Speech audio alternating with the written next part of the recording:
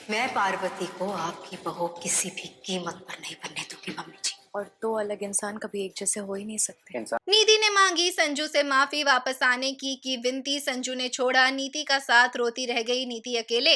Colors TV के show पर नीति के अपकमिंग एपिसोड में हमें ये देखने मिलेगा जैसा कि नीति संजू के सामने गिड़गिड़ाती हुई नजर आ रही है, जहां पर अपने हाथों को जोड़कर नीति संजू तक से माफी भी मांग लेती है। और यहाँ पर नीति को अपने भूल का एहसास हो चुका है, जहां पर नीति का ये कहना है कि उसने अपनी ईगो को अपने प्यार से ज्यादा ऊपर रखा था, लेकिन वो संजू के बगैर एक पल भी नहीं रह सकती है, जिसके चलते उसे संजू वापस चाहिए। और यहाँ पर नीति अपना दुख बयां करती है संजू के सामने और विनती करती है, लेकिन संजू नीति को साफ इनकार कर देता है और ये कहता है कि अब इन बातों का कोई मतलब नहीं है। जहां पर नीति को रोते हुए अकेले छोड़कर संजू कमरे से निकल जाता है, जहां पर पीछे से संजू को कई आवाजें लगाती है नीति, लेकिन उनका संजू पर कोई असर नहीं होता। और ऐसे में संजू का साथ छूट जाने की वजह से नीति को काफी ज्यादा दुख पहुंचता है और नीति यहाँ पर बुरी तरीके से रोने लग जाती है, जहां पर नीति की माँ आकर उसे रास्ता दिखाती है और ये बताती है कि नीति को इस तरीके से आंसुओं के साथ ही रहना पड़ेगा अगर उसने अपने बनाए गए प्लान पर काम नहीं किया,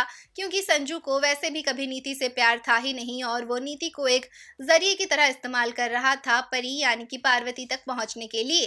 वेल, क्या है आपका कहना, आप हमें जरूर बताएं और हमारे चैनल को सब्सक्राइब करना ना भूलें।